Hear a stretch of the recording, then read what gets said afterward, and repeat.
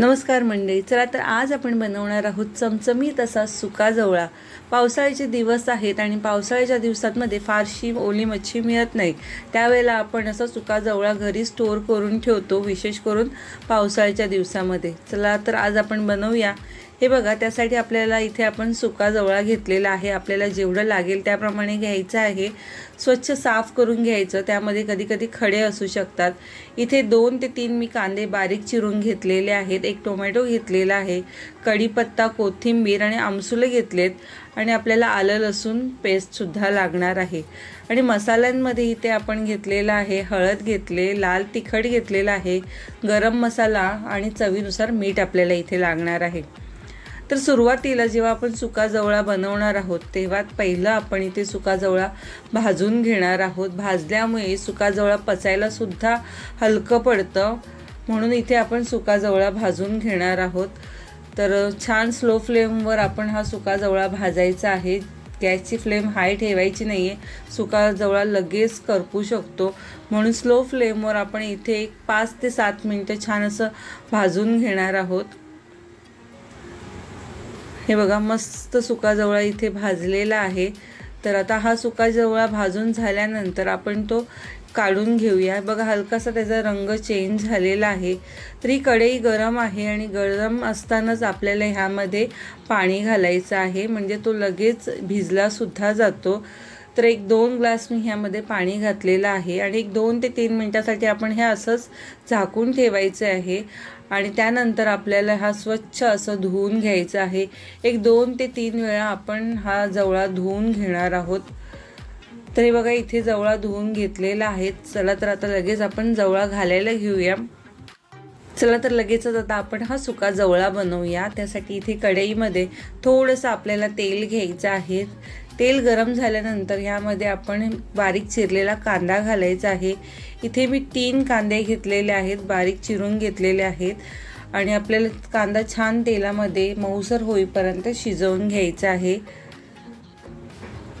आता याचबरोबर इथे आपल्याला कढीपत्ता सुद्धा घालायचा आहे। तर कढीपत्ता मी फोडणीमध्ये घालायला विसरले, म्हणून मी आता तो कांद्यामध्ये घालते आणि त्यामध्ये सुद्धा चांगला परतला जातो कढीपत्ता कांद्यामध्ये सुद्धा। तर 1-2 मिनिटं आपण कांदा छान असं परतून घेणार आहोत आणि त्यानंतर आता आपल्याला ह्यामध्ये घालायचे आहे आलं लसूण पेस्ट। तुम्ही हवं तर ह्यामध्ये 3-4 लसूण पाकळ्या ठेचून सुद्धा घालू शकता तुमच्या आवडीप्रमाणे। तर इथे आपण 1 चमचा आलं लसूण पेस्ट घेतलेली आहे आणि ती आपण कांद्यावरती छान अशी परतून घेऊया। आलं लसूण पेस्टचा कच्चटपणा निघेपर्यंत आपल्याला 1-2 मिनिट परतून घ्यायचं आहे। आणि इथे बघा, मस्त आता आलं लसूण परतून झाले। तर इथे आता आपण 1 टोमॅटो बारीक चिरून ह्यामध्ये घालायचा आहे आणि तो सुद्धा आपल्याला ह्या कांद्याबरोबर छान असं परतून घ्यायचा आहे। हा कांदा टोमॅटो छान एकसारखा मऊसर असा शिजेपर्यंत आपल्याला परतून घ्यायचा आहे। 3 ते 4 मिनिटं आपण हे छान असं परतून घेऊया। हे बघा, इथे मस्त कांदा आणि टोमॅटो एकसारखा मऊसर इथे शिजलेला आहे। तर आता आपल्याला ह्यामध्ये मसाले घालायचे आहेत। तर सुरुवातीला 1 छोटा चमचा आपण हळद घातलेली आहे। स्वादानुसार आपल्याला इथे लाल तिखट घालायचं आहे। तर 1 चमचा मी इथे लाल तिखट घातलेला आहे आणि अर्धा चमचा आपल्याला इथे गरम मसाला घालायचा आहे आणि चवीनुसार आपण मीठ घालूया। तर हे सर्व घातल्यानंतर हे मसाले आपल्याला ह्या कांद्यामध्ये छान असे परतून घ्यायचे आहेत। मसाले परतल्यामुळे सुद्धा खूप छान चव येते, म्हणून आपल्याला इथे मसाले ह्या कांद्यामध्ये छान असे परतून घ्यायचे आहेत। तर हे बघा, मस्त असं इथे मसाले परतून झालेले आहेत। तर आता आपण सुका जवळा जो धुवून ठेवलेला आहे तो आता आपल्याला इथे घालायचा आहे। आता सर्व जवळा आपण ह्यामध्ये घातल्यानंतर हा जवळा आपल्याला कांद्या आणि मसाल्यामध्ये छान असं परतून घ्यायचं आहे। सगळीकडे मसाला छान जवळ्याला लागला पाहिजे असं आपण 3 ते 4 मिनिटं जवळा परतून घेणार आहोत एकसारखा सगळीकडे। बघा, मस्त जवळा परतून झालेला आहे। तर आता आपण ह्यामध्ये स्वादानुसार आंबटपणासाठी कोकम, कैरी काहीही घालू शकता। तर इथे मी हे कोकम घातलेले आहेत आणि पुन्हा आपण 1 मिनिटभर छान असं परतून घेऊया।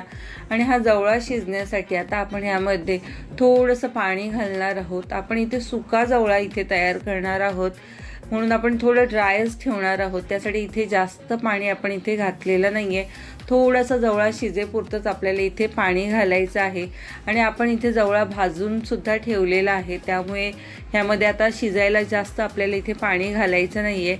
झाकण ठेवून देऊया आणि एक छान अशी आपण वाफ काढून घेऊया. आणि हे बघा इथे मस्त असं चमचमीत असा इथे आपला सुका जवळा तयार झालेला आहे. छान असं आपण बघा पाणी घातलेलं आहे ते सुद्धा इथे आता नाही आहे, सुका एकदम आपण इथे जवळा तयार केलेला आहे. तर वरून आपण खूप सारी अशी कोथिंबीर घालायची आहे आणि मस्त चमचमीत सुका जवळा खाण्यासाठी तयार आहे.